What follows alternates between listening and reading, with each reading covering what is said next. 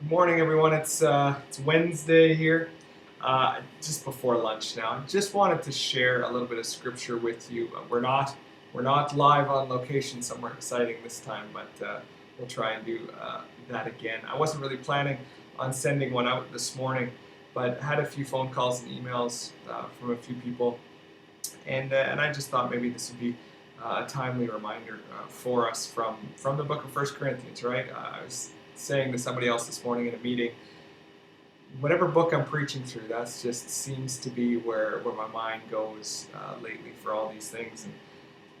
And if you saw what's happening, well, you probably have seen what's happening and some of the new restrictions coming into effect, and things are less than encouraging, we'll say, right now in that regard. And how do we respond to that? Some frustration, some disappointment. Um, I know many are just, over it. We're done. We just don't want to talk about it. Want to pretend like it's not there. Want to just move on with our lives, um, and yet there's just so many challenges in front of us.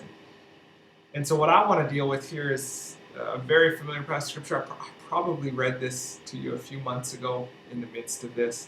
Um, but it's been what's on my mind this morning in a sense of how should we as Christians respond to this. And I think the way that we need to respond is with love and grace. And so 1 Corinthians 13, Paul says, "If I speak in the tongues of men and of angels but have not love, I am a noisy gong or a clanging cymbal. If I have prophetic powers and understand all mysteries, all knowledge, and if I have all faith so as to remove mountains but have not love, I am nothing. If I give away all I have, and if I deliver up my body to be burned, but I have not love, I gain nothing. Love is patient and kind. Love does not envy or boast. It is not arrogant or rude. It does not insist on its own way. It is not irritable or resentful. It does not rejoice at wrongdoing, but rejoices with the truth. Love bears all things, believes all things, hopes all things, endures all things. Love never ends. As for prophecies, they will pass away. As for tongues, they will cease. As for knowledge, it will pass away. For we know in part and we prophesy in part. But when the perfect comes, the partial will pass away. When I was a child, I spoke like a child, I thought like a child, I reasoned like a child. But when I became a man, I gave up childish ways.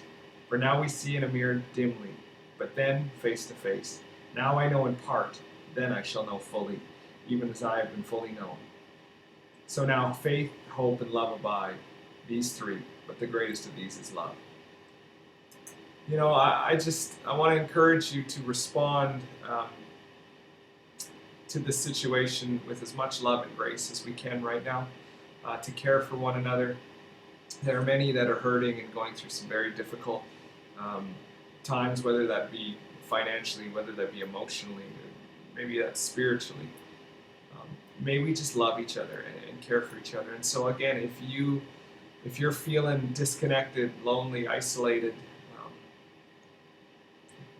if you're just not in a good space right now, and you need someone to pray with, you need to talk with somebody, you just want to have a conversation, please let me know.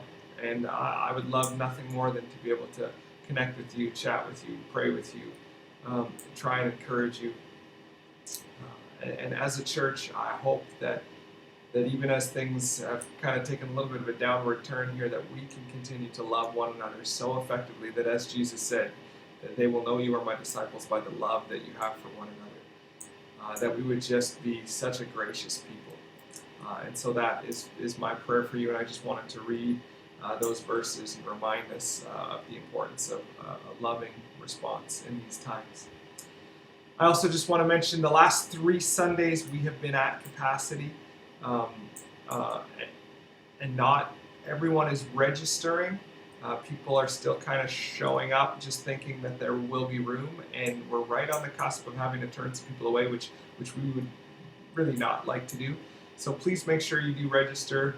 Send me an email if you'd like to do that, or you can phone me or text me and let me know that you're coming, and I'll mark you down, and that would be great.